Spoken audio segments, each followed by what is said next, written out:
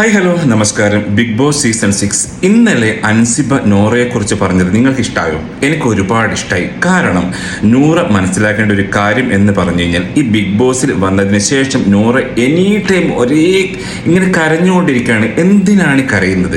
താങ്കൾ ഒരു strong contestants ആണെങ്കിൽ കരയേണ്ട ആവശ്യമില്ല. പിന്നെ അതായത് അൻസിബ പറഞ്ഞ കാര്യം, ഈ ഫാമിലിയെക്കുറിച്ച് ഇങ്ങനെ പറഞ്ഞുകൊണ്ടിരിക്കേണ്ട ആവശ്യമില്ല. നിനക്ക് എന്ത് വന്നു കഴിഞ്ഞാൽ ഇപ്പം നീ കാണുന്നതൊന്നുമല്ല നിന്റെ ജീവിതം എന്ന് ആദ്യം നൂറ മനസ്സിലാക്കണം. പിന്നെ അൻസിബ പറഞ്ഞു, എന്ത് പറയുമ്പം ഈ ഒരു ഫാമിലി ആൾക്ക്, അതായത് ഞാൻ പറയുന്നില്ല അവരെ കുറ്റം പറയുകയാണ് എന്നുള്ളത്, നമ്മളോട് ഏറ്റവും കൂടുതൽ സ്നേഹം ഉണ്ടാവുക നമ്മുടെ ഫാമിലിയിൽപ്പെട്ടവർക്ക് തന്നെയാണ്. പിന്നെ ഹസ്ബൻഡ് ആൻഡ് വൈഫ് അവർക്കും ഉണ്ടാകാൻ ചാൻസ് ഉണ്ട്, അതായത് ഉണ്ടാകാൻ ചാൻസിന് അവർക്ക് ഉണ്ടാവും, അത് നിങ്ങൾക്കറിയാം.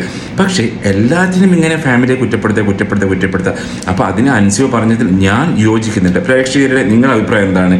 അതായത് ഈ നൂറയും ഈ